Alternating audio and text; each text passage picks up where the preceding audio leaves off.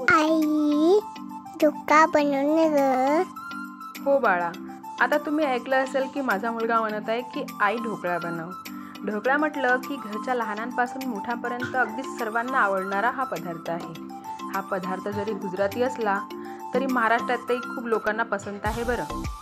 तर असाच हा ढोकळा आपण अगदी साध्या सोप्या पद्धतीने एकदम परफेक्ट तुम्ही अगदी पहिल्यांदा बनवत असाल तरीही तेवढा स्पॉन्जी आणि तेवढाच टेस्टी कसा बनवायचा ते आज आपण इथे बघणार आहोत. पण त्याआधी तुम्ही माझ्या चॅनलला लाईक, शेअर आणि सबस्क्राईब जरूर करा बरं. नंतर आपण रेसिपी बघूया. बघा किती सॉफ्ट स्पॉन्जी झालेला आहे एकदम. असाच परफेक्ट ढोकळा आता आपण कसा बनवायचा ते बघूया. त्यासाठी मी इथे घेतलेला आहे 1.5 वाटी बेसन आणि त्यात घातलेला आहे अर्धा वाटी रवा. रवा हा बारीक घ्यायचा आणि त्यात घातलेला आहे चवीनुसार मीठ आणि थोडीशी हळद आणि घातलेली आहे 1 चमचा छोटे चमचा साखर.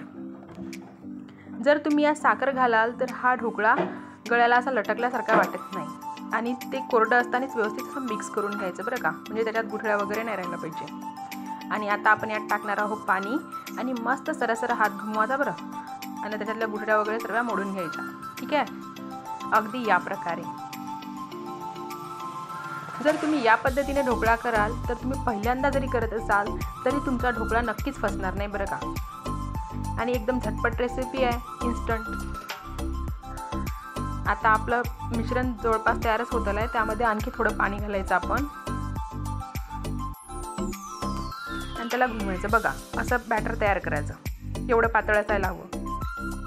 आणि त्यामध्ये आता ते 20 मिनिट आपण रेस्ट करायला ठेवलं होतं. आता त्यात थोडंसं तेल टाकून त्याला मिक्स करून घ्यायचं. ठीक आहे. आता इकडे मी काय केलं होतं, पाणी गरम करायला ठेवलं होतं, एकदम उकळी आलं पाहिजे बरं का. आणि आता आपण यात आता इनो घालायचं आणि त्यावर थोडंसं पाणी टाकून इनो ॲक्टिवेट करायचा. त्याला मस्त मिक्स करायचं आणि ज्या पातेल्यात आपण हा बॅटर टाकणार आहे त्या पातेल्याला तेल वगैरे लावून आधीच तयार ठेवायचं. त्याला व्यवस्थित असं मिक्स करून घ्यायचं आणि त्यामध्ये हे सर्व मी बॅटर टाकून घेतलेलं आहे.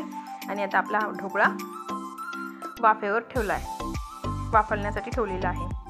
ठीक आहे, झाकण झाकायचं आणि कमीत कमी 15 मिनिट त्याला शिजू द्यायचं.